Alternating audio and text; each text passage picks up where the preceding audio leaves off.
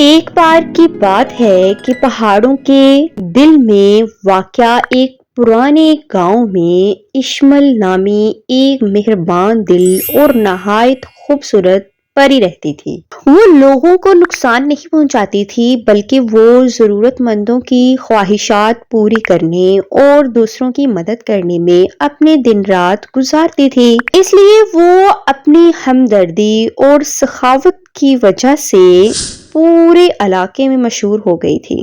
پورے گاؤں کے لوگ بھی اس سے ڈرتے نہیں تھے بلکہ اس کی بہت عزت کرتے تھے۔ جبکہ اشمل پری کی ایک سوتیلی بہن بھی تھی جس کا نام رمیسا پری تھا۔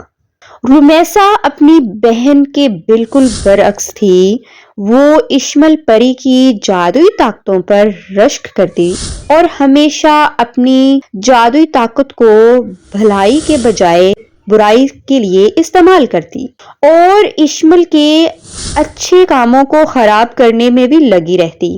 دوسروں کا بھلا کرنے کے بجائے ان کے کام خراب کرنے میں بھی لگی رہتی۔ اس کی پری ماں نے اسے کئی بار سمجھایا کہ اچھے کام کرنے میں ہی بھلائی ہے، اس طرح اپنی بڑی بہن کو تنگ مت کیا کرو اور نہ ہی برائی کی طرف جاؤ، ورنہ تم اپنی جادوئی طاقت کو کھو بیٹھو گی۔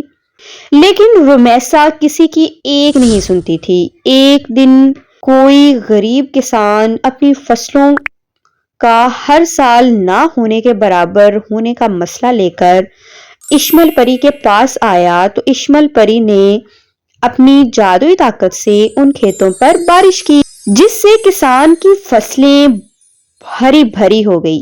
یہ دیکھ کر گاؤں والوں کے دل میں اشمل پری کے لیے اور عزت بڑھ گئی۔ یہ دیکھ کر رمیسا کی حسد کی جلن اور بڑھ گئی اور اس بار تو اس نے حد ہی پار کر دی۔ گاؤں کی طرف آنے والی نہر کا پانی اپنے جادو سے کڑوا کر دیا۔ گاؤں کے لوگ زہریلا پانی پینے سے بیمار ہو گئے۔ سب گاؤں والوں کو لگنے لگا کہ یہ اشمل پری نے جب سے جادوئی طاقت سے بارش برسائی ہے اس کے بعد نہر کا پانی کڑوا ہو گیا ہے، لہٰذا سب اشمل کے خلاف ہو گئے۔ جیسے جیسے دیہاتی آلودہ پانی پینے سے بیمار ہوتے وہ اپنی بدقسمتی کا ذمہ دار اشمل پری کو ٹھہراتے۔ دوسری طرف ایسا کرنے سے رمیسا کی جادوئی طاقت ختم ہو گئی۔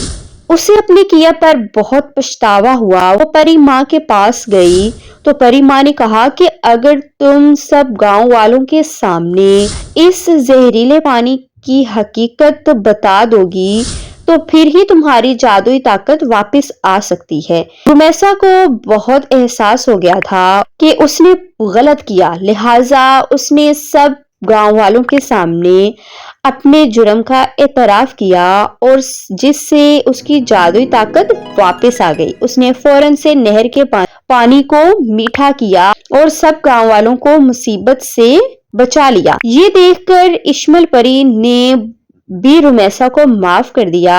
اشمل پری کو پتہ چل گیا کہ اب رمیسا کو اپنے کیے پر پچھتاوا ہے۔ رمیسا پری نے بھی اشمل پری کے ساتھ پیار سے رہنے کا وعدہ کر لیا۔ دونوں بہنیں خوشی خوشی پیار سے رہنے لگی۔ سٹوری اچھی لگی ہو تو لائک کیجیے گا، کمنٹس کیجیے گا، شیئر کیجیے گا اور چینل کو سبسکرائب کر کے بیل آئیکن پر لازمی پریس کر دیں تاکہ اس طرح کی دلچسپ کہانیاں آپ لوگوں تک پہنچتی رہیں۔ اللہ حافظ۔